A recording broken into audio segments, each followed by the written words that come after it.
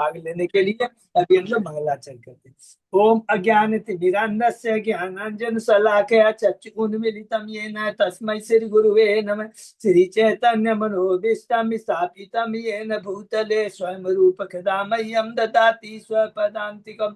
वन्देऽहं श्री गुरु श्री युगपद कमलं श्री गुरु वैष्णवांच च श्री रूपम सागर जातम सहगण रघुनाथम वितम तम सजीवम स्वाधीतम सावधूतम परिजम सहितम कृष्ण चैतन्य देवम श्री राधा कृष्ण पादान सहगण ललिता श्री विशाखा वितांत च नम ओम विष्णु पादाय कृष्ण पृष्ठाय भूतले श्रीमते भक्ति वेदांत स्वामिन इति नामने।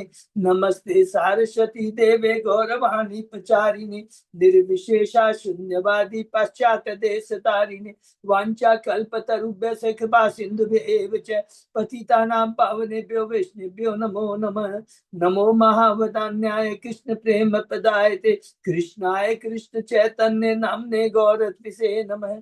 हे कृष्ण करुणा सिंधु दीन बंधु जगतपते गोपेश गोपिका कांत राधा कांत नमस्तुते। तप्त कांचन गौरांगी राधे वृंदावनेश्वरी विश्वानुसुते देवी प्रणमामि हरि प्रिय नीलांचल निवासाय नित्याय परमात्मने बलभद्र सुभद्रायां जगन्नाथाय ते नमः। जय श्री कृष्ण चैतन्य प्रभु नित्यानंद श्री अद्वैत गदाधर श्रीवासादि गौर भक्त बिंद मुखम करोति वाचालम पंगु लंघे गिन यत्कृपातमहं वन्दे श्री गुरुमदीनतारिणं परमानंद माधवम श्री चैतन्येश्वरम।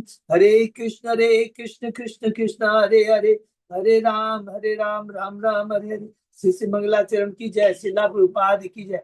हरे कृष्णा। आज की इस भागवतम चर्चा में सभी भक्तों का हार्दिक स्वागत है। सभी भक्तों के चरणों में मेरा सादर दंडवत प्रणाम। राधा माधव राधा गोविंद परम वैष्णव परम गुरु आचार्यों की असीम कृपा हम लोगों के ऊपर की। हम सब भक्त लोग मिल करके श्री भागवतम के ऊपर कई दिनों से चर्चा कर पा रहे हैं। कैंटो 10 जो भगवान का मुख है उसके हम लोग ने अभी तक 26 अध्याय कंप्लीट किए। 27 अध्याय में हम लोग इंद्र देव तथा माता सुरभि द्वारा स्तुति, इंद्र की स्तुति के बारे में हम लोग चर्चा कर रहे हैं। अभी तक हमने जो चर्चा की है संक्षेप में दोहराते हैं। कैंटो 10 शुरू होता है सुखदेव जी गोस्वामी जी का परीक्षित महाराज के प्रश्न के उत्तर में कि हे सुखदेव, हे गुरुदेव, मुझे बताइए, आपने तो अभी चंद्र वंश सूर्य वंश के बारे में बताया, भगवान श्री कृष्ण के कार्यों के बारे में, दिव्य लीलाओं के बारे में मुझे बताइए। सुखदेव गोस्वामी बताना शुरू करते हैं कि किस प्रकार भगवान श्री कृष्ण आश्वासन देते हैं सारे देवताओं को कि मैं अवश्य ही अवतार लूंगा अपने सारे अवतारों के सामने, शक्तियों के सामने। और भगवान अवतार लेते हैं। प्रथम अध्याय में किस प्रकार कंस देव की माता के 6 पुत्रों को मार देता है एक एक करके। दूसरे अध्याय में हमने देखा सात्विक संतान है बलराम, 8वीं कृष्ण प्रकट होते हैं वसुदेव देव के हृदय में। और तीसरे अध्याय में हमने देखा कि कृष्ण का जन्म स्थान, कि जब कृष्ण प्रकट होते हैं पूरा वातावरण दिव्य हो जाता है, चतुर्भुज में रहते हैं। वसुदेव देव की यहाँ पर भगवान की प्रार्थना करते हैं, अर्चना करते हैं। और उसके बाद में किस प्रकार वसुदेव कृष्ण को लेकर कर करके गोकुल चले जाते हैं। 4वें अध्याय में किस प्रकार कंस के अत्याचार, जब उसको भय हो जाता है कि मेरे को मारने वाली संतान इस धरा पर आ चुकी है, जन्म ले चुकी है, साधुओं को सताना शुरू कर देता है। छोटे छोटे बच्चे जो 10 दिन में पैदा हुए उसको मारना शुरू कर देता है। 5वें अध्याय में नंद बाबा महाराज का नंदोत्सव और नंद बाबा का मथुरा जाकर कर करके वसुदेव से मिलना। 6वें अध्याय से भगवान की सुंदर सुंदर ऐश्वर्यमय लीला शुरू। ऐश्वर्यमय लीला की क्या ऐश्वर्य, भगवान का ऐश्वर्य सर्वशक्तिमान है। भगवान ने पहले पुतना का वध किया लेकिन उसे सर्वोच्च सिद्धि माता की गति प्रदान की। 7वें अध्याय में हमने सटकासुर तृणावर्त का उद्धार लीला सुना। 8वें अध्याय में भगवान का नामकरण हरि बोल और भट्टी भच्छन लीला। 9वें अध्याय में हम लोगों ने दामोदर लीला। 10वें अध्याय में भगवान किस प्रकार नल कुबेर मणिग्रीव का उद्धार करते हैं, यमलोक वृक्षों का उद्धार करते हैं। और यहाँ पर एक विशेष जो कृपा है याद रखना, भगवान कहते हैं ये कृपा तुम्हें नारद जी की कृपा से मिली है। हरि बोल। 11वें अध्याय में भगवान गोकुल से वृंदावन चले आते हैं तो वहां पर वत्सासुर और बकासुर की लीला है। उनका उन्हें उद्धार करते हैं। उसके बाद में 12वें अध्याय में हमने पढ़ा अघासुर का वध और किस प्रकार भगवान उससे सारूप्य मूर्ति प्रदान करते हैं। 13वें अध्याय में हमने पढ़ा ब्रह्म मोहन लीला, जिसके माध्यम से भगवान श्री कृष्ण अपने वृंदावन के वासियों की, माताओं की, गांवों की, युवा गोपियों की सारी इच्छाओं को पूरा करते हैं, उनका पुत्र बन करके, उनका पति बन करके। हरि बोल। 12वें अध्याय में अभी जिस प्रकार इंद्र की स्तुति से, उसी प्रकार 14वें अध्याय के अंदर में ब्रह्मा की स्तुति पढ़ा। 5वां अध्याय में भगवान बलराम के माध्यम से धेनुकासुर का उपाय प्राप्त करते हैं। 16वें 17वें अध्याय में कालिया नाग की लीला है कि किस प्रकार भगवान कालिया को प्रताड़ित करते हैं और नाग पत्नियां किस प्रकार भगवान की स्तुति करते हैं। और 17वें अध्याय में कि नाग किस कारण से अपना रमणक भी छोड़ करके जमुना में आता है, भगवान कैसे उसको वापस भेज देते हैं और इस एश्योरेंस के साथ इस कि तुम्हारा वहां पर अब जरूर तुम्हारा कुछ नहीं करेगा। 18वें अध्याय में फिर बलराम उद्धार करते हैं, लंबा सुनता। 19वें अध्याय में दावानल को भगवान पीते हैं। 20वें अध्याय में सुखदेव को स्वामी जी ने बहुत सुंदर वृंदावन के वर्षा ऋतु शरद ऋतु का वर्णन किया है। और 21वें अध्याय में हम लोगों ने पढ़ा कि किस प्रकार गोपियां वेणु गीत, भगवान की जो वेणु गीत है उसकी सराहना करती है, और वो जो भगवान की मुरली है, वेणु है, इस प्रकार वहां के पक्षियों को, नदियों को, पृथ्वी को, गाय बछड़ों को उत्साहित करती है। और विशेष कर करके यहाँ पर गोपियों ने ग्लोरिफिकेशन किया किसा, गोवर्धन पर्वत का किया है। 22वें अध्याय में भगवान अब गोपियों का चीज है लीला है। और 23वां अध्याय में हरि बोल, ब्राह्मण पत्नियों को कितना सुंदर भगवान का आशीर्वाद मिलता है और उसके चलते उनके पतियों पर कृपा होती है। और ये बहुत सुंदर है कि देखिए, एक बार भक्त घर में पति या पत्नी कोई भी अगर भक्त होता है तो पूरे परिवार का उद्धार हो जाता है। ये एक जन का नहीं। 24वें अध्याय में हमने गोवर्धन लीला के बारे में पढ़ा, गोवर्धन पूजा के बारे में, क्योंकि इंद्र की पूजा को भगवान कहते हैं नहीं करना चाहिए, इससे कोई लाभ नहीं, न तो इंद्र का लाभ है और न तुम्हारा लाभ है, क्योंकि दोनों भौतिक पद पर स्थित है। बल्कि होता क्या है, अगर हम जबरदस्ती जो शास्त्र में नहीं लिखा उसकी पूजा करते हैं तो हम लोग दो अपराध करते हैं। पहला तो उसको गर्वित बना देते हैं, जो उसके योग्य नहीं है उसको हम लोग गर्वित बना देते हैं। और दूसरा, हमारा भौतिक लाभ मिलता है लेकिन वो भी क्षणिक होता है। तो ये बहुत सुंदर है गोवर्धन पूजा के माध्यम से। और उसके बाद में इंद्र नाराज हो जाता है। 25वें अध्याय में हमने देखा कि किस पर वो सावर्तक पर बादलों के द्वारा वृंदावन वासियों को आहत पहुंचाना चाहता है, लेकिन भगवान श्री कृष्ण अपने बाएं हाथ की चिटकनी अंगुली से गोवर्धन पर्वत को उठा देते हैं, इंद्र का सारा घमंड खत्म करते हैं। और यहाँ पर भगवान दूसरी जो गोपी वृंदावन वासियों की जो इच्छा है उसको पूर्ति करते। क्या इच्छा है? अरे कृष्ण तुम कभी दिखाई नहीं देते, उस इच्छा तो भगवान की हर पीछे लीला है। 7 दिन 7 रात तक भगवान सब कुछ अपने खुद छोड़ करके केवल अपने वृंदावन वासियों को देख रहे हैं।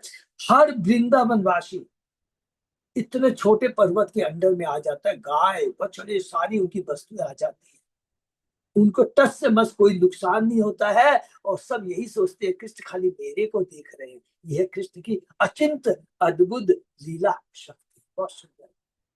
26 अध्याय में हमने पढ़ा कि सारे गोप सीनियर गोप बड़े चकित हो जाते हैं। अरे कृष्ण ने इतना बड़ा काम किया, अरे कृष्ण ने पुतना को मारा, सटकासुर को मारा, तृणावर्त को मारा, वृतासुर को मारा, धेनुकासुर अगासुर को मारा। सारी मन में बताते हैं कि ये अद्भुत प्राण मानी अवश्य कुछ है। तब नंद महाराज सीक्रेट खोलते हैं, कहते हैं हाँ गर्ग मुनि आए थे और उन्होंने कृष्ण के बारे में बहुत सारी बताए। और अंत में हम लोगों ने देखा, प्रभुपाद जी तात्पर्य कहते हैं वास्तविक इंद्र कौन है, माने स्वामी कौन है, कृष्ण है। अब 27वें अध्याय में हम लोग ने इंद्र आता है, किसके संग में आते हैं?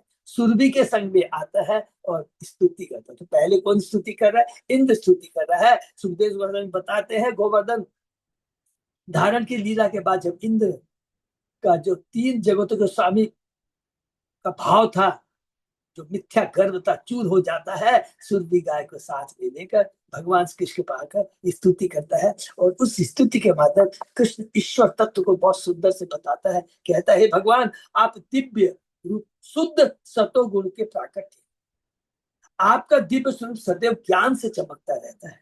आपके भीतर माया था अज्ञानता पर आश्रित 3 भौतिक गुणों का प्रभाव कभी नहीं पड़ता है। अतः आपने अज्ञानी व्यक्तियों के लक्षण यथा लोभ, काम, क्रोध जैसे रह सकते हैं, लेकिन आप में नहीं रहते हैं। ये सब तो जीवन में उनकी पूर्ण लिप्तता के कारण होती है और वे मनुष्य इस संसार में अधिकाधिक जगड़ते रहते हैं। तो कहते हैं ये 3 गुणों के प्रभाव के साथ जैसा हमारी आदत बनती है, उससे स्वभाव बनता है, उसी हिसाब से नया शरीर मिलता है। आप ही संपूर्ण जगत के पिता, आध्यात्मिक गुरु और परम नियंता है। आप दुर्लभ काल है और पापियों को उन्हीं के लाभ के लिए दंड देते हैं। बहुत इंपॉर्टेंट बात कहते हैं कि जब भगवान जो दंड देते हैं हम बद्ध जीवों के लाभ के लिए होता है। आप मुझे क्षमा कर दे, मेरी बुद्धि मोहग्रस्त हो गई थी, अब मेरी चेतना को कभी भी अशुद्ध न होने दे। ये बहुत इंपॉर्टेंट मैंने उनसे मांगा कि आप मेरे पे ऐसी कृपा करें कि पुनः मेरी चेतना भी जिस तरह से कलुषित हो गई, स्वामित्व भाव आया था, अब ये भाव मेरे में नहीं आए चाहिए। और ये एकमात्र तभी संभव है जब शुद्ध भक्तों का संग करें। हम अभी भक्ति की भी बात नहीं करें, शुद्ध भक्तों का संग करेंगे और उनकी सेवा करेंगे। इसलिए भगवान कहते सबसे पहले गुरु की सेवा। यस्य प्रसादा भगवत प्रसाद, यस्य प्रसादा न गति कुतो अपि। तो सबसे पहले गुरु की सेवा से ही, गुरु के माध्यम से भगवान मिलते हैं। हे प्रभु, आपके इस जगत में जो आप प्रकट होते हैं उसका उद्देश्य क्या होता है कि हम दंड देना तो बाहरी दृष्टि से दंड लगता है, लेकिन जो आपका दंड है उनको दंड देकर के उनकी जो कलुषित चेतना उद्दंडता को नष्ट करते हैं और उनका कल्याण करते हैं, नंबर 1। और जो ऑलरेडी आपकी भक्ति में लगे हुए हैं, चरणों में लगे हुए, उनकी रक्षा करते हैं, उन पर आनंद। ये 2 चीज है। तो भगवान असुर असुर दोनों का ही कल्याण करने के लिए इस भौतिक जगत में आते हैं। उसके बाद में और आगे इंद्र की क्या प्रार्थना है, स्तुति है, उसको आज हम लोग चर्चा करते हैं। ओम नमो भगवते वासुदेवाय, ओम नमो भगवते वासुदेवाय, ओम नमो भगवते वासुदेवाय। नारायण नमस्कृत्य नरं चैव नरोत्तमं देवी सरस्वती व्यासं ततो जयम् उदीरये। नष्प्रायेषु अबद्धेषु नित्यं भागवत सेवया भगवते उत्तम श्लोके भक्ति भवति नैष्ठिकी। कृष्णाय वासुदेवाय देवकी नंदनाय च नंद गोप कुमाराय गोविंदाय नमो। आराधयो भगवान ब्रजेश तनय ततदाम वृंदावनम रमया काचित उपासना व्रजवधू वर्गेण्य कल्पिता। श्रीमद्भागवतम प्रमाणम अमलम प्रेमापुमर्तो महान श्री चैतन्य महाप्रभो मतम इदम तत् आदरो न पर। हरे कृष्ण कृष्ण कृष्ण हरे हरे, हरे राम राम राम हरे हरे। कैंटो 10 अध्याय 27 श्लोक नंबर 10, श्लोक नंबर 11। बहुत बहुत धन्यवाद। अच्छी तरीके हम लोग करते हैं। वह स्वच्छंदो उत्पात सॉरी स्वच्छंदो उपात देहाय विशुद्ध ज्ञान मूर्तये सर्व शमे सर्व बीजाय सर्वभूतात्मने नमः। अपने भक्तों की इच्छा के अनुसार दिव्य शरीर धारण करने वाले शुद्ध चेतना रूप सर्वस्व समस्त वस्तुओं के बीज तथा समस्त प्राणियों के आत्मा रूप आपको मैं नमस्कार करता हूँ। कितना सुंदर ईश्वर तत्व है कि आप ही सर्वस्व है। शुद्ध माने विशुद्ध चेतना में सदैव रहते हैं। समस्त वस्तुओं के बीज माने सृष्टि हर चीज की है वो आप ही करते हैं और सभी प्राणियों की आत्मा अर्थात परमात्मा के रूप में सबके हृदय में आप विराजमान रहते हैं। इस श्लोक की प्रथम पंक्ति से पता नहीं लगाया जा सका कि ईश्वर निर्विशेष निजी भौतिक शरीर धारण करता है। यहाँ पर स्पष्ट कहा गया है कि भगवान स्वच्छंद अपनी इच्छा अनुसार या अपने भक्तों की इच्छाओं के साथ विविध रूप धारण करता है। निर्विशेष ईश्वर अपने भक्तों की साकार इच्छाओं से न तो आदान प्रदान कर सकता है, नहीं निर्विशेष ईश्वर की अपनी इच्छाएं हो सकती है, क्योंकि इच्छाएं तो व्यक्तित्व के लक्षण बहुत सुंदर है। यहाँ पर बताया, अरे तुम लोग कहते हो भगवान की प्रार्थना करते हो, भगवान ने सृष्टि किया, भगवान ने सब किया। अरे जो निर्विशेष है, जिसका आकार नहीं होता है, वो हमारी इच्छाओं को नंबर वन आदान प्रदान कैसे कर सकता है, जो जो दिखाई नहीं देता है। तो दो जीवों के बीच आदान प्रदान होने के लिए दोनों का साकार रूप होना, हम अपने को तो कहते हैं साकार रूप और भगवान को कहते हैं निराकार। इतना ही मूर्खतावादी है, या बहुत सिंपल चीज है। क्योंकि इच्छाएं तो व्यक्ति के लक्षण, अतः साकार होकर विभिन्न रूपों को प्रकट करना, निजी इच्छाओं को व्यक्त करना, यह सूचित करता है कि वह नित्य साकार पुरुष है और अपनी दिव्य प्रकृति को अभिव्यक्त करने के लिए विविध शरीर धारण करते हैं, विभिन्न रूपों में अवतार लेते हैं। विशुद्ध ज्ञान मूर्ति शब्द अत्यंत महत्वपूर्ण। मूर्ति का अर्थ है अर्चा विग्रह का रूप, और यहाँ यह स्पष्ट कहा गया है कि भगवान का रूप स्वयं विशुद्ध चेतना, चेतना मूल आध्यात्मिक तत्व है, जो किसी भी भौतिक तत्व से अलग होता है। यहाँ तक कि सूक्ष्म या मनोवैज्ञानिक भौतिक तत्व मन, बुद्धि, अहंकार से भी भिन्न होता है, जो शुद्ध चेतना पर मात्र मनोव्याकिक खोल है। क्योंकि शुद्ध चेतना है भगवान की जो है आध्यात्मिक है, मन बुद्धि अहंकार भी जो है भौतिक है। ये सूक्ष्म है लेकिन है भौतिक, ये हमें भूलना नहीं। क्योंकि भगवान का स्वरूप शुद्ध चेतना से निर्मित होता है, अतः यह मांस मज्जा में भरा भौतिक शरीर कभी नहीं हो सकता, जिसे इस संसार में उठाए फिरते हैं। वो इस संसार में हम इसी को बड़ा गर्व करते हैं कि ये शरीर 5 तत्वों से बना है, 5 मज्जा से बना है, कुछ समय के लिए है, नष्ट हो जाएगा, इसका सदुपयोग कर लो। इसकी विधि भगवान ने बहुत बार बार बता दी है। इस श्लोक की अंतिम 2 पंक्तियों में सर्व शब्द कवित्व बल दिया गया है। भगवान सर्वस्व है, वे हर वस्तु के बीज है और हर प्राणी की आत्मा है।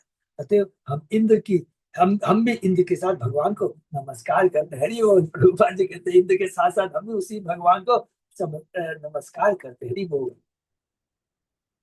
मयेतम भगवान कोष्ठनाशाय आसार वायु चेष्टितम विहते यज्ञे मानिना तीव्र मन।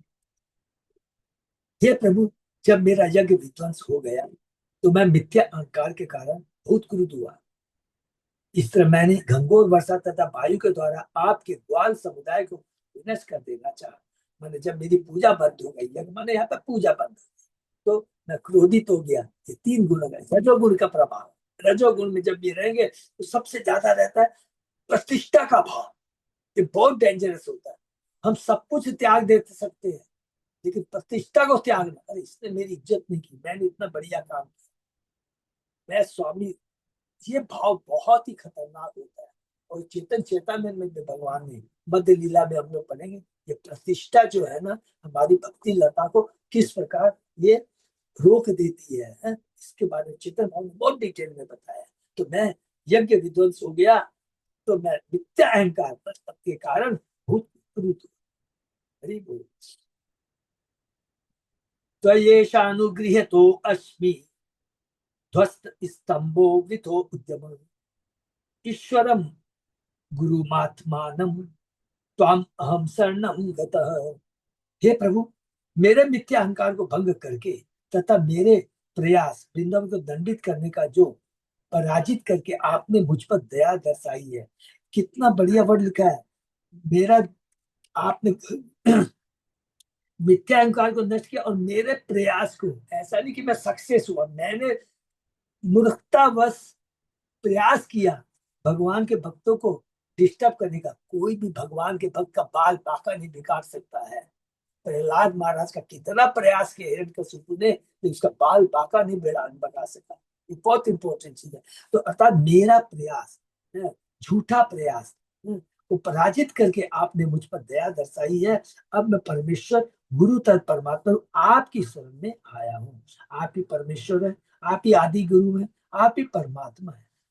सभी ईश्वरों के ईश्वर आप हैं। परमात्मा सबके हृदय में आप विराजमान हैं और आप ही वास्तविक ज्ञान प्रदान करते हैं, क्योंकि आपने प्रथम ज्ञान ब्रह्मा को ही प्रदान किया। अब सुखदेव गोस्वामी जी कहते हैं कि भगवान क्या बोलते हैं। श्री शुकवाच है, एवं संकीर्तितः कृष्णो मघुना भगवान अमुम मेघ गंभीरिया वाचा प्रहसन इदम अब्रवी। सुखदेव गोस्वामी ने कहा, इस प्रकार इंद्र द्वारा बंदित होकर माने वंदना करके भगवान कृष्ण हंसे, और तो बादलों जैसे गंभीर वाणी में उन्होंने इस प्रकार का हरि बोल। यद्यपि इस लीला में किस एक छोटे से बालक प्रतीत होते थे, किंतु मेघ गंभीरिया वाचा सब बता देंगे। भगवान की गंभीर वाणी में भगवान की गंभीर वाणी में इंद्र से बोले। गंभीर वाणी माने बहुत ऐसे नहीं कि उठपटांग चिल्ला करके, गंभीरता उनकी वाणी में गंभीरता है, ठोसता है, सॉलिडपन है, आध्यात्मिकता है, दिव्य ज्ञान है, उसको बोलता गंभीर वाणी। श्री भगवान वाच है, मया ते अकारी मघवन मक भंगो अनुगृहित अनुगृहणता मत अनुस्मृत ये नित्यम मत्स्य इंद्रश्या विषम।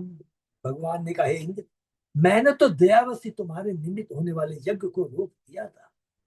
तुम स्वर्ग के राजा के अपने ऐश्वर्य से अत्यधिक उन्मत्त हो चुके थे, और मैं चाहता था कि तुम सदैव मेरा स्मरण कर सको। इतने इंपॉर्टेंट, और भगवान इससे बड़ी ज्यादा कृपा क्या कर सकते हैं, कि मैं चाहता था कि तुम असत्य, इस भ्रम को, इस सपने को, तुम्हारे सपने को मैंने तोड़ दिया। क्या सपना, कि मैं स्वामी हूं और ये तुम्हारी भक्ति में अड़चन पैदा कर रहा था, उससे तुमको दूर ले जा रहा था, और उस चीज को काटने के लिए मैंने इतना ही किया बस, और कुछ नहीं किया, जिससे कि तुम मेरा सदैव स्मरण कर सको। हो श्रीधर स्वामी के अनुसार इंद्र तथा भगवान कृष्ण यहाँ पर अपने अपने मन की बात एक दूसरे से कहते हैं। पहले इंद्र ने अपने मन की बात प्रकट की, और अब कृष्ण भी उसी तरह अपने मनोभाव को प्रकट कर रहे हैं। भगवान का तो मनोभाव है खाली जीवों की सेवा करना, भक्तों के साथ आदान प्रदान करना। इस अध्याय के श्लोक 11 में इंद्र ने बलपूर्वक यह कहा कि कृष्ण ही सर्वस्व, तो इंद्र के ही मानदंड के साथ कृष्ण को विस्मित करना पागलपन। हरि बोल।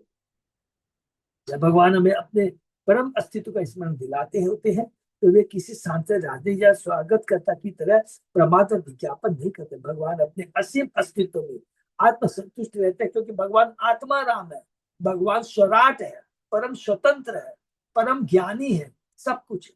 और वे बड़े ही स्नेहपूर्वक हमें अपने नित्य संगियों के पूर्व पद पर वापस लाने का प्रयास करते हैं। हरि बोल। माँ तो सब कुछ है, माँ के पास सब कुछ है। माँ कभी अपने बच्चों को ये नहीं कहती मेरी तू बड़ाई करो, मैं ये हूँ ये नहीं। माँ तो रोती रहती है कि तेरी जो कलुषित चेतना से उद्दंडता है, तो इसको खत्म कर दे, सही व्यक्ति बन जाए, अच्छा बालक बन जाए। ईश्वर की दृष्टि में स्वर्ग का राजा इंद्र भी मीरा बालक, देखिए कितनी बड़ी बात लिखने पर लिख दिया। ईश्वर की दृष्टि में सभी उनकी संतान है। स्वर्ग का इंद्र भी बालक, धीरा बालक, नटखट बालक है, और इसलिए पालन करता पिता की बातें उन्होंने अपनी संतान को दंड दिया और उसे कृष्ण भक्ति में ले आया। तो कृष्ण कृपा। मामेश्वर्य श्री मदाग्नि दंडपानी न पश्यति तम भ्रंशयामि संपद्यो यस्य यस्य चेतास्मि अनुग्रहम। अपनी शक्ति तथा ऐश्वर्य के नशे में उन्नत मनुष्य मुझे अपने हाथ में दंड का डंडा लिए हुए अपने निकट नहीं देख पाता। यदि मैं उसका वास्तविक कल्याण चाहता हूँ, तो मैं उसे भौतिक सौभाग्य के पद से नीचे नीचे खींच नीचे खींच ले। हरी बोल। कितना सुंदर। ऐसा नहीं है कि मैं दंड लेके तुमको मार, नहीं, मैं तुम्हारी, क्योंकि दंड से क्या, हम मैं तेरी चेतना, वास्तविक परिवर्तन क्या, चेतना का परिवर्तन है। हम सोचेंगे किसी को मैंने दो डंडे मार दिए, चार मार दिया, हाँ कुछ नहीं। भगवान कहते हैं कि ये युद्ध जो चल रहा आपस में, इसको मार दिया उसको मार दिया, इससे कुछ लाभ नहीं होने वाला। हर मनुष्य की चेतना में परिवर्तन लाना बहुत जरूरी है। और ये स्टार्टिंग किया था, ये भाव दिया था भक्ति सिद्धांत सरस्वती ठाकुर ने। उनकी बात याद आती। हरिश्चंद्र बोस, सॉरी, सुभाष चंद्र बोस उनके पास में गए, कहते हैं दोनों बहुत अच्छे मित्र हैं, कुछ भी समझिए। कहते हैं कि अरे यहाँ पर क्या तुम युद्ध लोगों को लेकर के बैठ के ज्ञान दे रहा है, इन सारे युवकों को मुझको दे दो तो मैं पूरे भारत को स्वतंत्र कर दूं। भक्ति सिद्धार्थ सत्य ठाकुर कहते हैं तुम्हारे पास जितने युद्ध है मुझको दे दे, मैं उनको इस भौतिक जगत से छुटकारा दिला दूं। तो इतना सुंदर सुंदर, तो ये वास्तविक चेतना में परिवर्तन लाना ही वास्तविक चेतना है। तो यहाँ कहते हैं वास्तविक दंड वो है जो हमारी चेतना में परिवर्तन लाए। कोई तर्क कर सकता है कि ईश्वर को तो हर एक का वास्तविक कल्याण करना चाहिए, तो फिर इस तो भगवान कृष्ण ने यह क्यों कहा कि जिसे अपनी कृपा प्राप्त होने वाली होती है उसके उन्मत्तकारी ऐश्वर्य का भी हरण कर लेते हैं, घमंड को हरण कर लेते हैं। उन्होंने यह क्यों नहीं कहा कि हर एक का ऐश्वर्य हर लेंगे और हर एक को वर देंगे। दूसरी ओर यह इंगित किया जाता है कि हर एक की मृत्यु ध्रुव है, और इससे भगवान कृष्ण एक एक हर एक के ऐश्वर्य तथा उसके विद्या को छीन देते हैं। क्योंकि यदि मृत्यु के पूर्व मनुष्य के निकटतम जीवन की घटनाओं पर भगवान के कथन को लागू करें तो हम भगवत गीता में व्यक्त कृष्ण के कथन का उल्लेख कर सकते हैं। ये यथा माम प्रपद्यते तां ततेषु महाभजाम्यहम्। लोग जिस प्रकार मेरी शरण में आते हैं उसी तरह मैं पुरस्कार देता हूँ। कृष्ण हर एक के कल्याण की कामना करती है। अंत समय में या जब तक इस भौतिक जगत में हो, केवल मेरी शरण में आओ, मेरी भक्ति को, जिस हिसाब मेरी भक्ति करोगे उस हिसाब से तुम्हें मेरी तुम्हारी कलुषित चेतना परिवर्तन आएगा, उतना तुम मेरे नजदीक आते जाओगे। तो जब वे यहाँ पर कहते हैं यस्य छे इच्छा अनुग्रह, मैं जिसका कल्याण करना चाहता हूँ, तो ऐसा लगता है भगवान उसका उल्लेख कर रहे हैं जो अपने कर्मों विचार से आध्यात्मिक लाभ पाने की इच्छा व्यक्त कर चुके हैं। भगवान कृष्ण चाहते हैं कि कृष्ण भाव में हर व्यक्ति सुखी रहे, किंतु जब वे देखते हैं कि कोई विशिष्ट व्यक्ति की आध्यात्मिक सुख चाहता है तो भगवान उस व्यक्ति के लिए विशेष सुख कल्याण की कामना करते हैं। यह भगवान के कथन सम्मोहम सर्वभूते से, मैं सारे जीवों के प्रति सम्मान भाव रखता हूँ। ये बहुत इंपॉर्टेंट श्लोक है, सबको याद है ना। भगवान आप पक्षपात करते कैंटोसिस में पढ़ा था, तो गीता के 9वें अध्याय के 29 श्लोक में भगवान बार बार कहते हैं सम्मोहम सर्वभूतेषु, मैं सब पर समान दृष्टि संभाव रखता हूँ, मैं किसी के संग पक्षपात नहीं करता हूँ। जिसकी कलुषित चेतना होती है, दुष्ट प्रवृत्ति होता है, वो सोचता भगवान पक्षपात करते हैं। अरे भगवान की तो तुम सभी संतान हो, हम सब उनके संतान हैं, तो एक के प्रति पक्षपात, एक के प्रति ईर्ष्या भगवान क्यों करेंगे। गम्यताम गम्यताम चक्रबद्धम वह क्रियताम में अनुशासनम स्थियताम स्वाधिकारेषु युक्तेव वह स्तंभ वर्जिते। हे इंद्र, अब तुम जा सकते हो, मेरी आज्ञा का पालन करो और स्वर्ग के राजपथ पर बने रहो, किंतु मिथ्या ज्ञान से रहित होकर गंभीर बने रहो। गंभीर बनने का मतलब है कि सदा मेरा स्मरण करते रहो, यही वास्तविक गंभीरता है। यहाँ पर भगवान कृष्ण इंद्र को बहुवचन में वह संबोधित करते हैं क्योंकि यह गंभीर आदेश समस्त देवताओं के लिए शिक्षा के रूप में था। हरि वो भगवान ये शिक्षा देते हैं, और उसके बाद में अभी थोड़ा सा आगे पढ़ेंगे तो वरुण भी समझ जाता है कि कृष्ण कौन है। बहुत सुंदर लीला है। अतः शुरभि कृष्णम अभिवंद्य मनस्विनी स्वसंताने उपामंत्र्य गोप रूपिणम ईश्वरम। तब अपनी संतान गौ समेत माता सुरभि ने भगवान कृष्ण को नमस्कार किया। उसने उनसे ध्यान देने के लिए सादर प्रणाम नमस्कार करते हुए उस बद्ध नारी ने भगवान को, जो उसके समक्ष ग्वाल बाल के उपस्थित थे, संबोधित किया। भगवान ग्वाल बाल, अब हमारी सुरभि बोलेगी।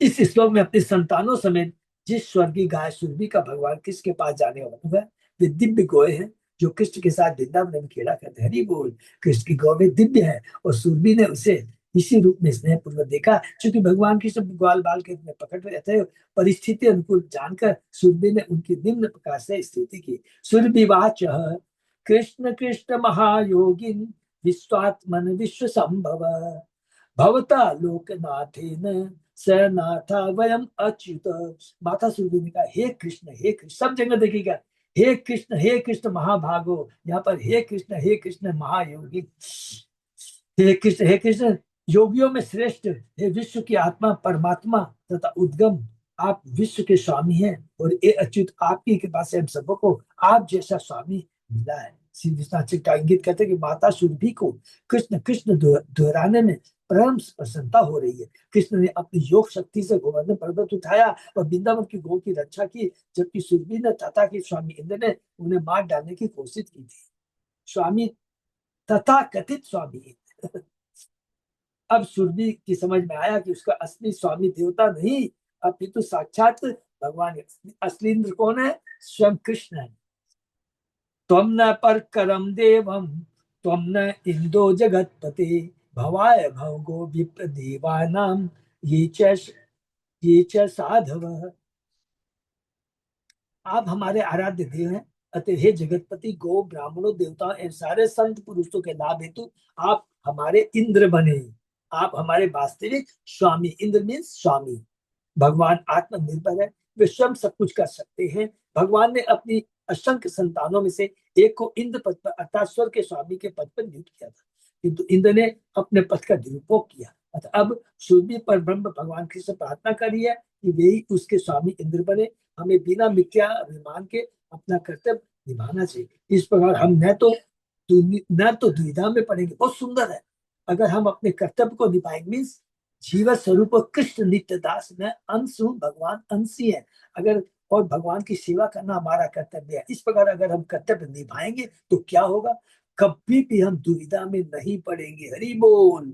न तो दुविधा में पड़ेंगे, नहीं निरर्थक बनेंगे, जैसे राजा इंद्र बना जिसने भगवान कृष्ण उनके वृंदावन के भक्तों का पर आक्रमण किया। हरि बोल। तो ये जीवन का क्या लक्ष्य प्रभुपाद जी ने बता दिया। हम कौन है? भगवान को, हमारा भगवान से क्या संबंध है और हमारा भगवान के प्रति क्या कर्तव्य है। हरि बोल। इंदम न त्वा अभी शिक्षामो ब्रह्मणा चोदिता भयम अवतीर्णो असि विश्वात्मन भूमे भारा अपनूत। ब्रह्मा के आदेशानुसार हम इंद्र के रूप में आपका राज्याभिषेक करेंगे। हरि बोल। हे विश्वात्मा, आप पृथ्वी का भार उतारने के लिए इस संसार में अवतरित होते। इस श्लोक में सूर्य स्पष्ट कर देती है कि उसने पुरंदर इंद्र जैसे अपूर्व देवताओं का नायकत्व देख लिया है।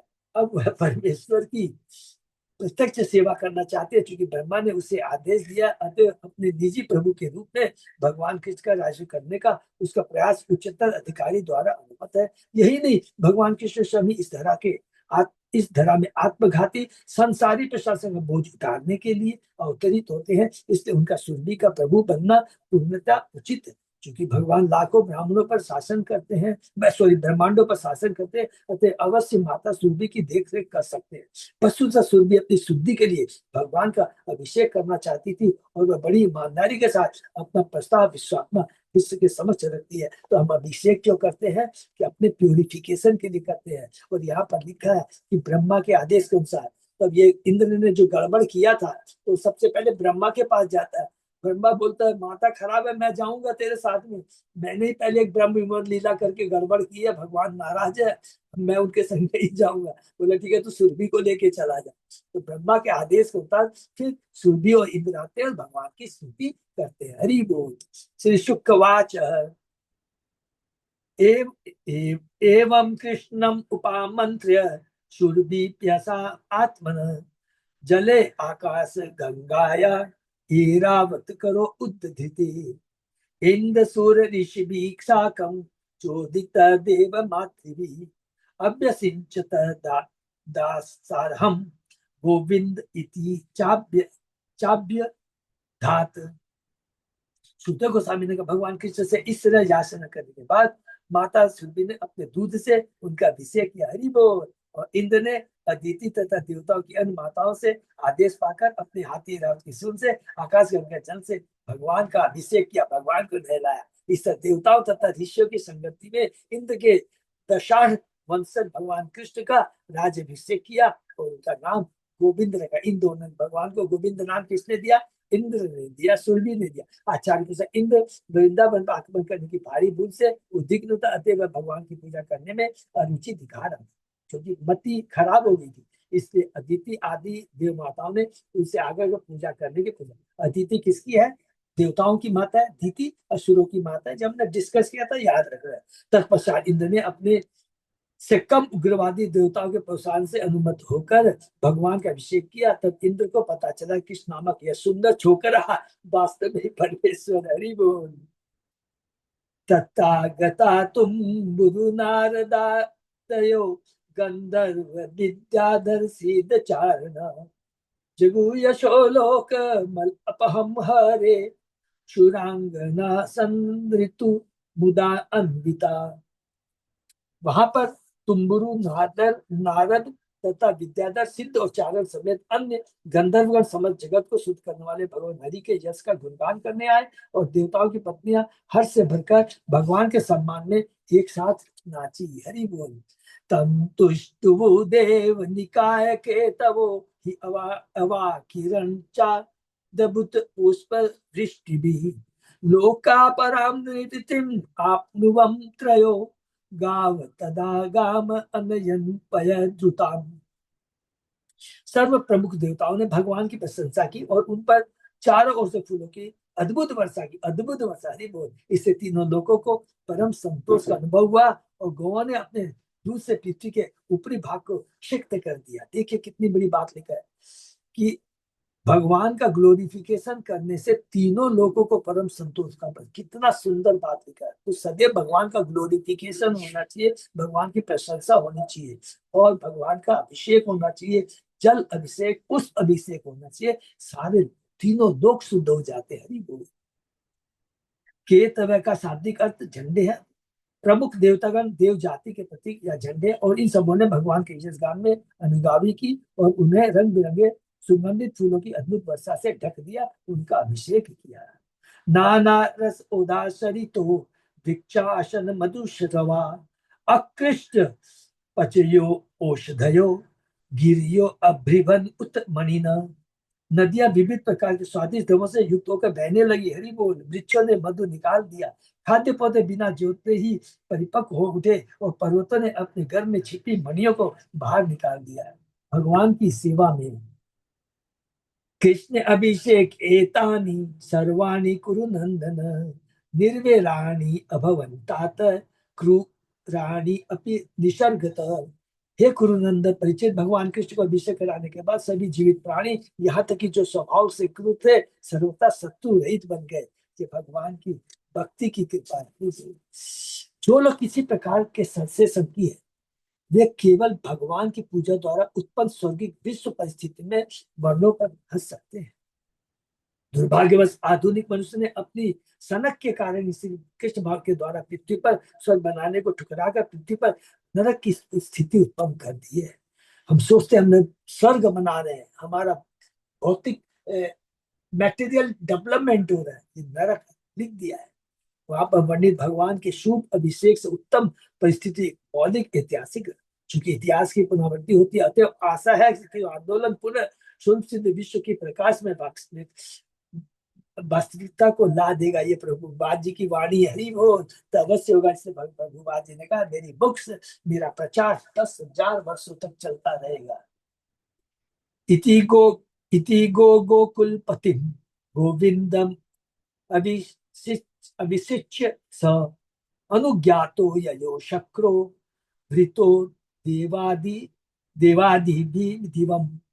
गो तथा ग्वाल जाति के स्वामी भगवान गोविंद को अभिषेक कराने के बाद इंद्र ने भगवान की अनुमति ली और देवताओं तथा अन्य उच्च प्राणियों से घिरकर वह अपने स्वर्ग धाम को लौट गया। इस पर से भागवत के सत्संग के अंतर्गत इंद्र तथा माता सुरभि द्वारा शीर्षक 27 अध्याय का श्री प्रभुपाद के विधि शिवकों द्वारा लिखित तात्पर्य हुआ। और इस प्रकार हम लोगों ने 24, 25, 26, 27 4 अध्यायों के अंदर पूरी गोवर्धन लीला को कंप्लीट किया। हरि बोल।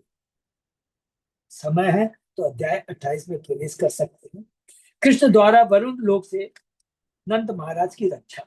इस अध्याय में कृष्ण द्वारा वरुण लोक से नंद महाराज के वापस लाए जाने और ग्वालों द्वारा वैकुंठ दर्शन करने का उल्लेख हुआ। गोपराज नंद महाराज ने एकादशी के दिन व्रत रखा था और विचार किया कि 12वें दिन ये व्रत को विधिवत किस तरह से तोड़े। पारण का समय संयोगवश पारण किया उन्होंने। संयोगवश केवल कुछ ही मिनट शेष थे अतः उन्होंने रात्रि बीतने पर ही स्नान करने का निश्चय किया। यद्यपि ज्योतिष के अनुसार यह अशुभ समय था।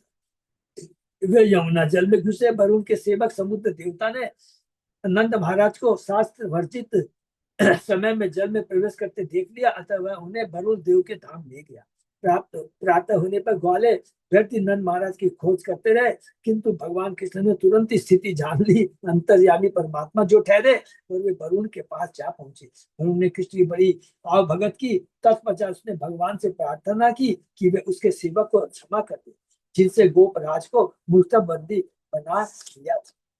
वरुण देव के दरबार में श्री कृष्ण के प्रभाव को देखकर नंद चकित थे और घर वापस आकर उन्होंने वरुण देव के दरबार कृष्ण के प्रभाव को देखकर नंद चकित थे और घर वापस आकर उन्होंने अपने मित्र संबंधों से अपने अनुभव कह सुनाए। उन सबों ने सोचा कि कृष्ण अवश्य भगवान है, अतः उन्होंने उनके परम धाम को देखना चाहा। इस पर सर्वज्ञ भगवान ने उन सबों को उसी सरोवर में स्नान कराया जिसमें अक्रू को परम सत्य का दर्शन हुआ था। हरि बोल। वही पर भगवान ने उन्हें ब्रह्मलोक दिखाया, जिसे बड़े बड़े मुनि अपनी योग समाधि में अनुभव करते। बहुत सुंदर दे रहा है। श्री रानी वाक्य। रानी कौन है, सबको याद है ना? सुखदेव गोस्वामी जी, व्यास देव के पुत्र। व्यास देव ने व्यास देव के पुत्र सुखदेव गोस्वामी। एकादश्याम निराहार संव्यज्य जनार्दनम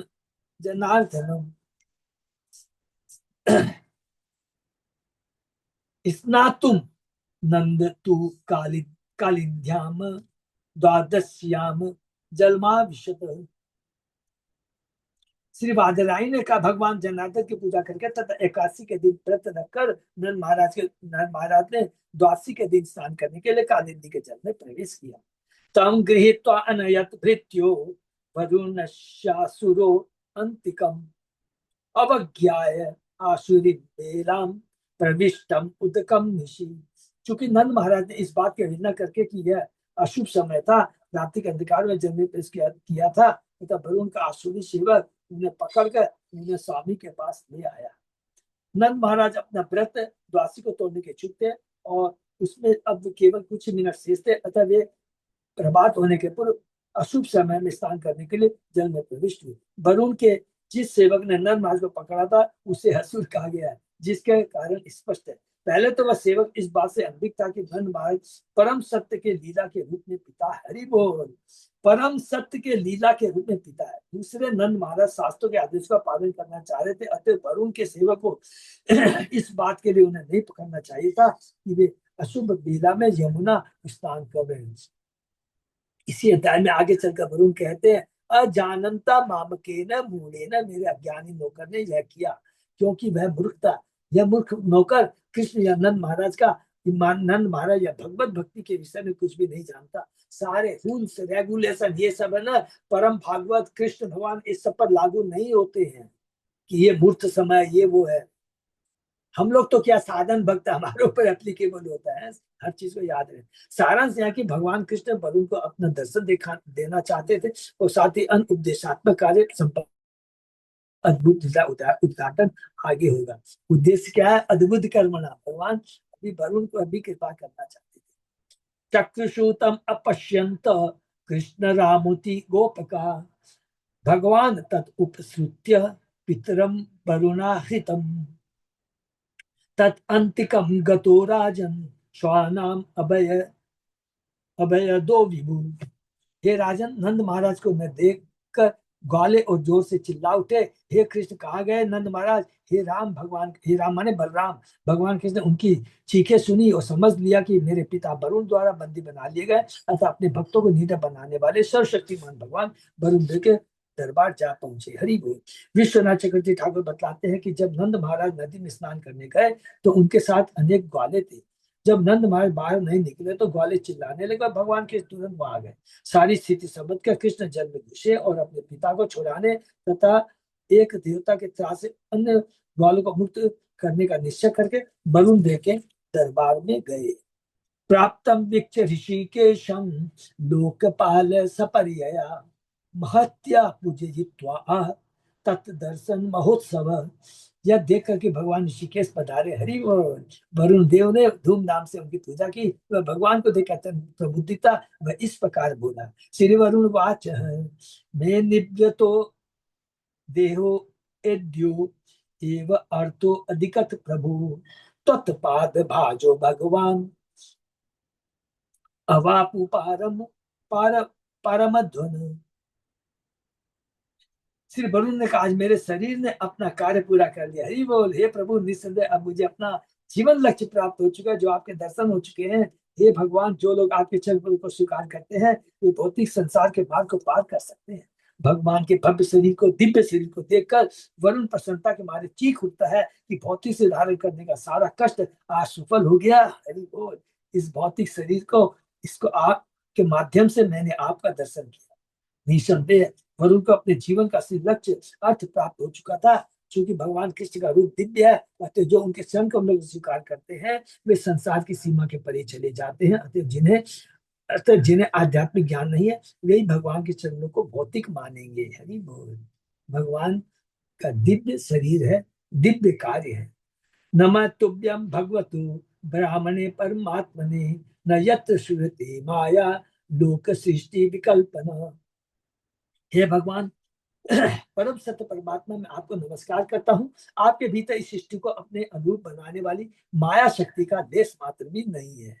आपने ही माया शक्ति, माया भौतिक जगत बनाया है, आपकी इस माया, लेकिन आप इससे जरा भी प्रभावित नहीं होते। यहाँ पर श्रुत ये सब सार्थक, श्रुति या वैदिक साहित्य या तो साक्षात भगवान या उनके प्रबुद्ध प्रतिनिधियों के प्रामाणिक कथनों से युक्त है। श्रीमद् भागवत जो भी शास्त्र है वो भगवान और भगवान के भक्तों की गुण गुण गुण लीलाओं से पूरा भरा हुआ है। इसलिए न तो भगवान नहीं मान्य आध्यात्मिक अधिकारी यह कभी कहेंगे कि भगवान या परम ब्रह्म में माया का दोष।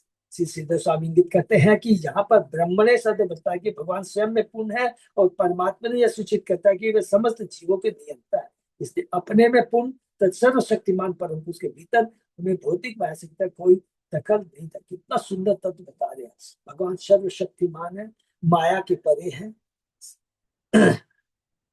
माने और सारे जीवों के नियंता है, कंट्रोलर, परमात्मा है।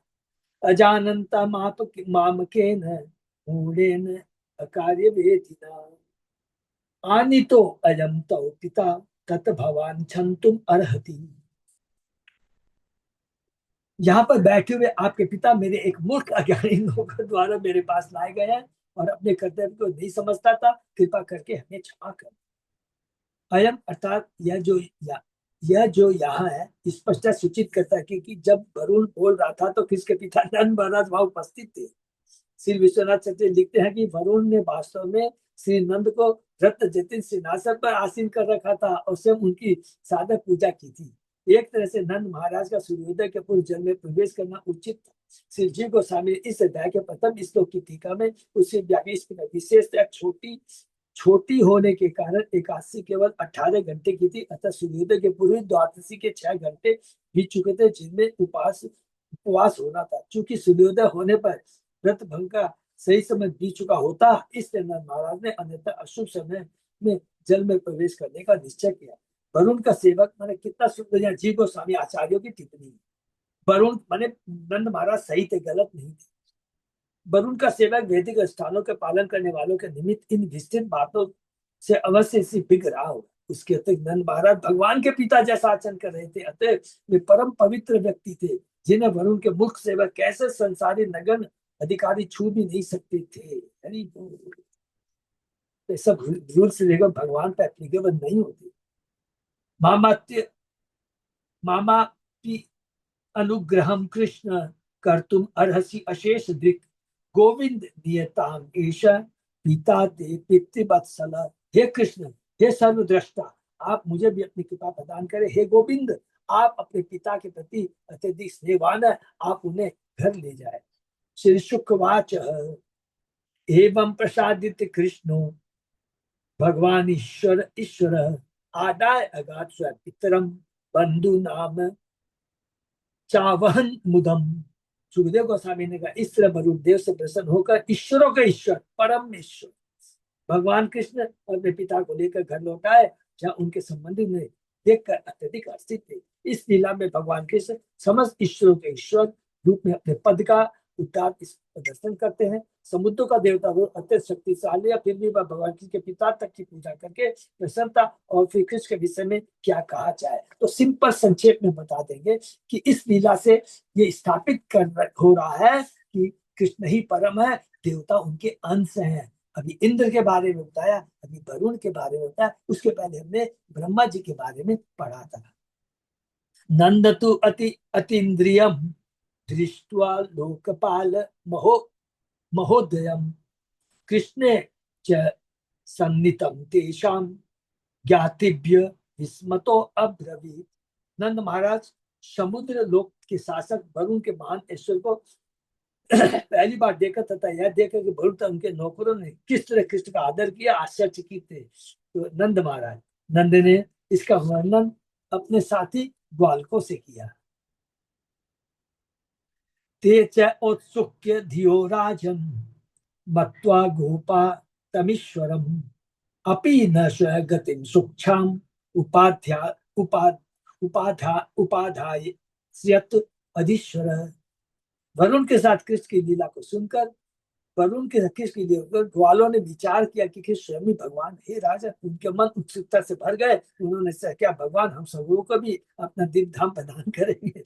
भगवान बोलते ठीक है दिखाऊंगा। सारे ग्वाले यह सुन अत्यंत उत्तेजित कि कृष्ण अपने पिता को बचाने के लिए वरुण लोक गए। सहसा उनमें यह विचार उठा कि हमारा पाला तो कृष्ण से पड़ा है।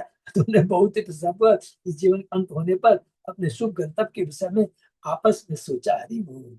ईश्वानाम स भगवान विज्ञायाखिल दिक् स्वयं संकल्प सिद्धये तेषां कृपयो एतत् अचिंतयत्। सर्वदर्शी होने के कारण भगवान की स्वतः समझ गए कि ग्वाले क्या अभिलाषा कर रहे हैं, क्योंकि बार बार एक ही चीज आती है। भगवान तो अंतर्यामी है, उनकी इच्छाओं को पूरा करके उन पर कृपा बरसी करने के लिए भगवान ने इस प्रकार सोचा। जनो वे लोके एतस्मिन् अविद्या काम कर्मणि उच्चाव चाशु गतिषु न वेद स्वाम गतिम भ्रमन। भगवान कृष्ण ने सोचा निश्चय इस जगत में लोग ऊंचे तथा नीचे गंतव्यों के बीच घूम रहे हैं, जिन्हें मैं अपनी इच्छाओं के अनुसार तत्पूर्ण ज्ञान के बिना किए गए कर्मों के माध्यम से प्राप्त करते हैं। इस तरह लोग अपने असली गंतव्य को नहीं जान पाते। खाली भौतिक ऐश्वर्य प्राप्त करने के लिए भौतिक उच्चता को प्राप्त करेंगे, लेकिन वास्तविक गंतव्य वास्तविक लक्ष्य क्या है वो नहीं जान पाते। श्री जीव गोस्वामी ने विस्तार में बताया कि किस तरह यह श्लोक भगवान के धाम से वृंदावन के नित्य मुक्त वासियों पर लागू होता है। श्रीमद् भागवत का एक मूल दार्शनिक सिद्धांत दो प्रकार की माया, योग माया, महामाया अर्थात जीवन के आध्यात्मिक और भौतिक अवस्थाओं के बीच का अंतर है, जो कि हमने बहुत डिटेल में पढ़ा है। महामाया, योग माया। योग माया भगवान की अंतरंगा शक्ति आध्यात्मिक जगत में कार्य करती है, भगवान की लीलाओं में मदद करती है। महामाया बहिरंगा शक्ति जो हमें भौतिक जगत में कंट्रोल करती है। यद्यपि कृष्ण सर्वशक्तिमान सर्वज्ञ परम पुरुष है, किंतु वैकुंठ लोक के उनके पार्षद उनसे इतना अधिक प्रेम करते हैं कि वे उन्हें अपना प्रिय पुत्र, मित्र, प्रेमी आदि मानते हैं। अतः उनका अति हर्षयुक्त प्रेम पूरे सम्मान की सीमाओं को लांघ सकता है, और वे यह भूल जाते हैं कि कृष्ण समस्त ब्रह्मांडों का परमेश्वर है। इससे उनका शुद्ध घनिष्ठ प्रेम असीम विस्तार कर लेता है। कृष्ण को असहाय बालक, सुंदर सखा साथ ही मानने के कार्यों को कृष्ण के ईश्वर पद के प्रति अविद्या की अभिव्यक्ति माना जा सकता है, किंतु वृंदावन वासी के राशि रूप की उपेक्षा करके अपना ध्यान उनके असीम सौंदर्य पर केंद्रित करता है, क्योंकि वही उनका प्राणाधार है।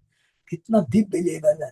जो मूर्ख होते अज्ञानी कहते कृष्ण बालक और जानती माम मूढ़ा, ये वृंदावन वासियों पर एप्लीकेबल नहीं होता है कि वो भी भगवान नहीं मानते। अरे उनका प्रेम का जो लेवल इतना ऊंचा है कि कृष्ण को वो ऐश्वर्य भाव में नहीं, दिव्य प्रेम माने कि यही हमारा सखा है, यही मेरा पति है, यही मेरा सब कुछ है। वात्सल माने मेरा पुत्र, माने कुछ भी, ये इसको बता रहा है। वही उनके प्राणाधार है। वस्तुतः भगवान कृष्ण को परम नियंता तो ईश्वर कहना यह प्रकार का राजनीतिक विश्लेषण है, क्योंकि यह शक्ति और नियंत्रण जो तभी महत्वपूर्ण हो सकता है जब जीव अपने से उच्च जीव के प्रति प्रेम में पूर्णतः समर्पित नहीं होता। दूसरे शब्द में नियंत्रण तो स्पष्ट दिखाई देने लगता है या अनुभव होने लगता है जब उस नियंत्रण का विरोध होता है। उदाहरणार्थ, एक पवित्र एवं कानून का पालन करने वाला नागरिक एक पुलिस वाले को मित्र तथा हितैषी समझता है, जबकि अपराधी उसे दंड के भयानक प्रतीक के रूप में देखता है। हरि बोल। जो लोग सरकारी नीतियों के हामी है, तो जो सतबुद्धि के है, सदा सात्विक बुद्धि का नहीं, पुलिस का काम है हमको उनको सपोर्ट करना चाहिए। ये नेता है सपोर्ट उस भाव से, लेकिन वैसा पुलिस भी होना चाहिए, नेता होना चाहिए नहीं, कि ये नहीं कि वो मुझे मारने आया मेरा शत्रु है, नहीं। भाव ये कि हमारा करेक्शन के लिए, तो भगवान भी वैसे ही करते हैं कि हमारा करेक्शन के लिए दंड देते हैं। अभी तो यह है कि वह उनकी सहायक, इस तरह भगवान कृष्ण उन लोगों के द्वारा जो उनके सौंदर्य तथा लीलाओं से पूर्णतः मुग्ध नहीं है, एक नियंता और परमेश्वर के रूप में देखे जाते हैं। जो लोग भगवान कृष्ण से पूरी तरह प्रेम करते हैं, वे उन्हें उन्माद आकर्षण उन पर ध्यान केंद्रित करते हैं, वे उनसे अपने इस प्रकार के संबंध के उनकी नियामक शक्ति पर उतना ध्यान नहीं देते, उनके ऐश्वर्य पर ध्यान नहीं देते। ब्रजवासियों में इस भावनामृत की निम्न अवस्थाओं को लांग दिया। हरि बोल।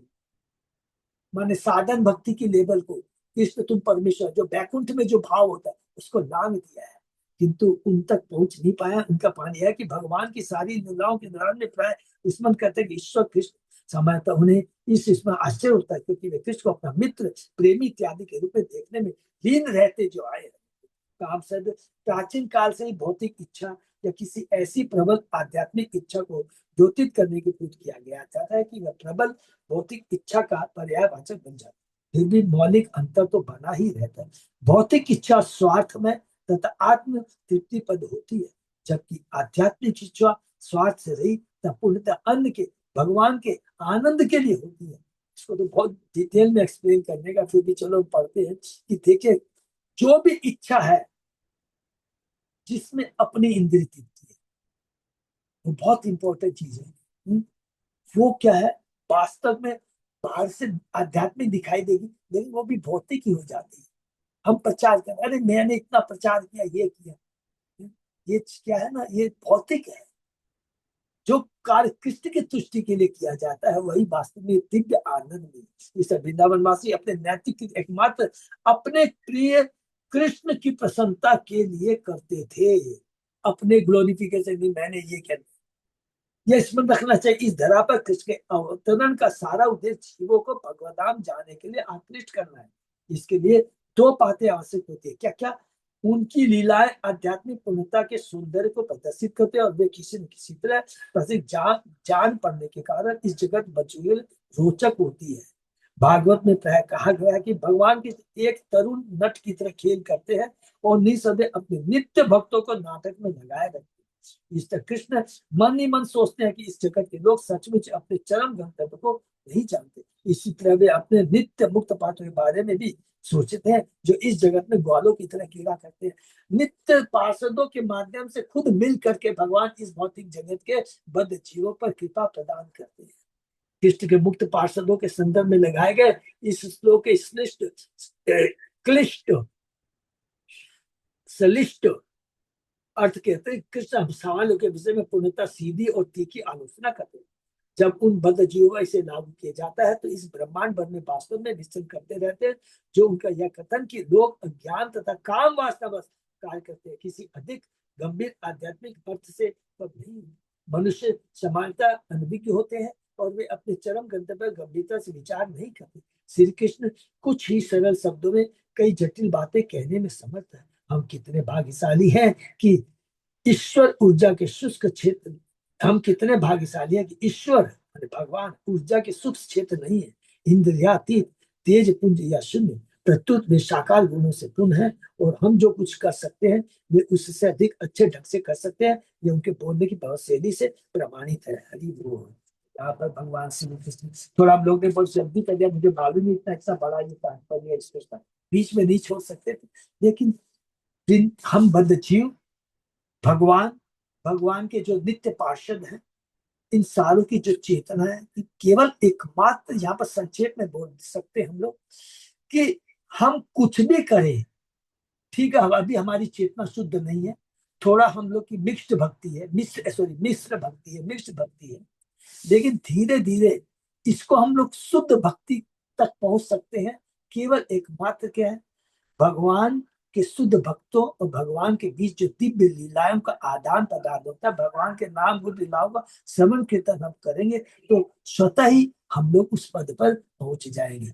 और अभी भी जब भी कोई कार्य करें, जैसे अभी हमने शिक्षा प्राप्त कर ली, कुछ भी हम काम करते हैं, प्रचार काम करते हैं, सेवा का काम करते हैं, इसमें एक ही भाव रहना चाहिए कि मैं अपने प्रभु को खुश कर पाया कि नहीं। नहीं नहीं, मैंने बहुत अच्छा काम किया, बहुत अच्छा सजाया, मेरे प्रभु प्रसन्न हुए कि नहीं।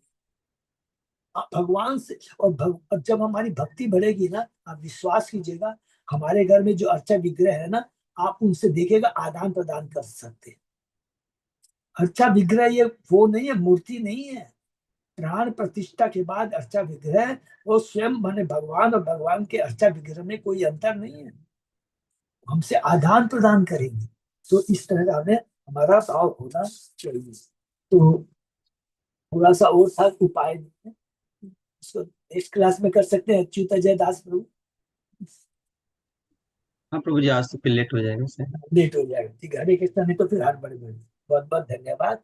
तो यहाँ पर देखिए, इस अध्याय के भी माध्यम से खाली 1 मिनट लेंगे कि देवता, इंद्र, वरुण सब यह स्टेब्लिश करना चाहते हैं कि हम सब भगवान के क्या है, सेवक हैं। हम कोई स्वामी नहीं है, इंद्र नहीं है। इंद्र तो केवल कृष्ण है, इंद्र में स्वामी है। तो हम कौन सी खेत की मूली है, हम तो, इसलिए हमें याद रखना है कि हमें केवल हमारे ये जो जो कुछ करना है, हमारा शरीर सब कुछ वो है कृष्ण सेवा के निमित्त है, कृष्ण की सेवा में लगना चाहिए। हरे कृष्ण, हरे कृष्ण, राम देव। किसी का कोई प्रश्न? हरे कृष्णा प्रभु। हरे कृष्ण प्रभु जी। हाँ माता जी। गंगा स्नान या यमुना स्नान कितने बजे सुबह करना चाहिए? माता जी, इसमें तो यहाँ लिखा है जो आपने सुना कि सूर्योदय सूर्योदय से के बाद। पहले। हैं?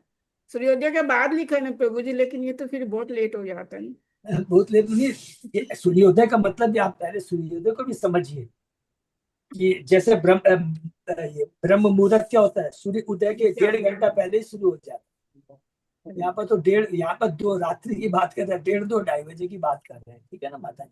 माने ब्रह्म मुहूर्त के पहले वो चले गए थे स्नान करने के लिए, ऐसे बोल सकते, ठीक है ना माता जी। तो इसलिए हरे कृष्णा। हरे कृष्णा प्रभु जी। यहीं पर हम लोग विराम देते हैं। बहुत बहुत धन्यवाद सबको।